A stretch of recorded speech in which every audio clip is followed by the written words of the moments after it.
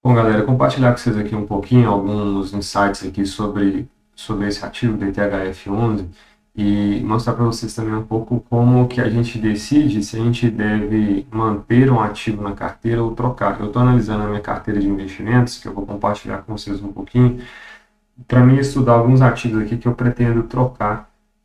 Eu pretendo incluir outros ativos e talvez remover alguns, porque eu não gosto de ter ativos demasiados, sabe? Eu gosto de ter o que realmente vale a pena e não ficar acumulando muitos ativos para eu ter que distribuir muito o meu capital, né? Eu prefiro ter menos ativos com concentração maior de capital em cada um deles, porque e procurar, né, com esses ativos ter uma diversificação maior. E aí um ponto que me chamou muita atenção aqui fazendo esse estudo foi do BTHF11.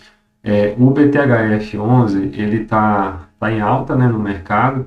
Eu até tenho um gráfico aqui comparativo dos últimos 12 meses. A gente tem aqui a linha branca, o próprio fundo, né, BTHF11, a linha azul é o IFIX, que é a média de todos os fundos imobiliários brasileiros, e aqui a linha verde, o MXRF11, que eu estou usando aqui só para a título comparativo mesmo, porque não é o mesmo segmento, então e puramente uma comparação. Então a gente vê que o IFIX subiu aí nos últimos 12 meses 20,5%, enquanto o BTHF subiu 22,2%. Então a diferença basicamente aí de 2% a mais do que o IFIX. Então assim, está performando mais do que o IFIX? Está. Então aparentemente isso é uma boa notícia, né? Então o que é o BTHF11, né? Ele é um fundo de fundo, ele é um fundo que ele investe em outros fundos. Deixa eu colocar aqui na carteira dele. Então, basicamente, ele investe em outros fundos que investem em CRI e CRA, né, que é certificado de recebíveis imobiliários e do agronegócio, cotas de outros fundos de investimento imobiliário e cotas de outros fundos de investimento. Então, basicamente, é isso que ele faz. Ele compra cotas de outros fundos de investimentos. Só que na estratégia dele, eu até não estou com o relatório aqui, daria para abrir, mas eu não quero gastar muito tempo. Mas no relatório dele, a gente vê que a estratégia deles é performar, né, é uma alta performance, é buscar um alto rendimento através de estratégias de movimentação de carteira, né? Então eles estão focados mais em time, né? Em aproveitar o melhor momento para comprar, para vender, para entrar em ativos, para sair de ativos. Então todo o rendimento que ele entrega depende diretamente da estratégia deles de compra e de venda, né? De acertar o time para entrar em algumas cotas e sair e tudo mais. E isso tem dado certo? Relativamente sim, porque ele tem pago aí nos últimos 12 meses um dividend yield de 13,15%, que é razoável para o mercado. Só que a questão é entender como que isso aqui encaixa no seu perfil de investimentos, na sua carteira. Aí, por que eu estou comparando com o MXRF11? Porque quando eu olho para o MXRF11, ele está entregando praticamente o mesmo rendimento nos últimos 12 meses, 13,21 contra 13,15. Até um pouquinho mais, mas a título comparativo, vamos falar que eles estão pagando o mesmo retorno aí por cota. Só que qual que é a diferença? A diferença é a carteira do fundo. Por quê?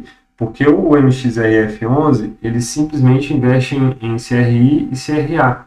Então, ele tem um retorno muito mais previsível do que o BTHF11, que investe em cotas de outros fundos, né? E depende, como eu falei, dessa movimentação de carteira, de acertar o timing correto para poder performar. Então, o que acontece? Se o gestor está acertando na estratégia, tá legal, mas se ele começa a errar na estratégia, aí, ao invés de ter um retorno acima da média, a gente vai ter um retorno bem abaixo da média.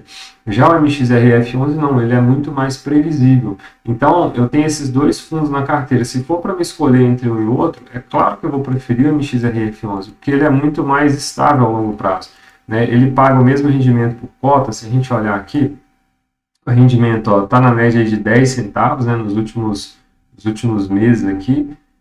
E se eu olhar lá no BTHF11, mesma coisa, está pagando aí 10 centavos. Ou seja, dinheiro no bolso é a mesma coisa. rendimento percentual é exatamente a mesma coisa. Então, se eu estou querendo tirar um dos dois, com certeza eu vou tirar o BTHF11, que tem uma estratégia é, muito mais arriscada. Agora, quando eu olho para a minha carteira, aí eu tenho ainda mais clareza, especialmente quando eu olho para esse indicador aqui, a taxa interna de retorno. O que é taxa interna de retorno, né? Então, quando você tem um ativo na carteira, você está fazendo aportes, né? Você está colocando mais dinheiro e você também está recebendo dinheiro de volta através de dividendos, né? E também através de venda de cota, né? Que eventualmente você pode vender cota. E aí o que acontece? Quando eu olho aqui para o BTHF11, o que a taxa interna de retorno está mostrando? 2,10%. Ou seja, de todos os aportes que eu fiz, recebimentos de dividendos, eventualmente venda de cota, ao longo do tempo, isso está equivalendo a um ganho de 2,10% ao ano.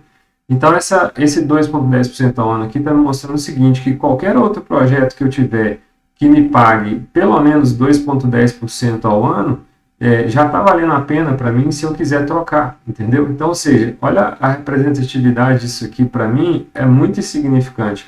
Agora, quando eu olho aqui para o MXRF11, né, está um pouco menor, 8% ao ano, né, aliás, menor não, está bem maior, né? Está me dando 8,08% ao ano, né? Se eu somar aí, pegar os dividendos que eu recebo e considerar também os aportes que eu faço, então isso está representando para mim um ganho nesse ativo de mais de 8% ao ano. Então, ou seja, eu preciso tirar esse ativo aqui, porque a proposta dele é assumir mais risco.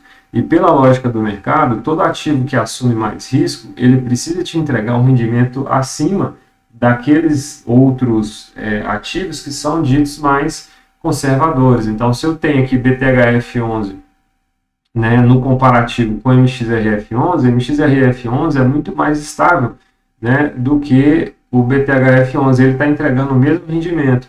E, né, o checkmate aqui para me decidir que eu vou vender BTHF11 é justamente porque o retorno que ele está me dando é muito irrisório, né? Eu facilmente encontro outros ativos que me pagam mais do que 2,10% ao ano para me justificar a troca desse ativo aqui, beleza? Então esse é um pouquinho aqui de como que é o raciocínio. Para a gente fazer movimentações na carteira, a gente tem que olhar, né, entender a estratégia do fundo, a estratégia da ação, a tese, né, se for o caso de ação, entender a representatividade daquilo na nossa carteira e fazer comparativos também com ativos que talvez possam ser mais interessantes, beleza? Então, eu espero que você tenha feito sentido aí para vocês. Qualquer coisa, comenta que a gente troca uma ideia a respeito disso. Valeu e até mais.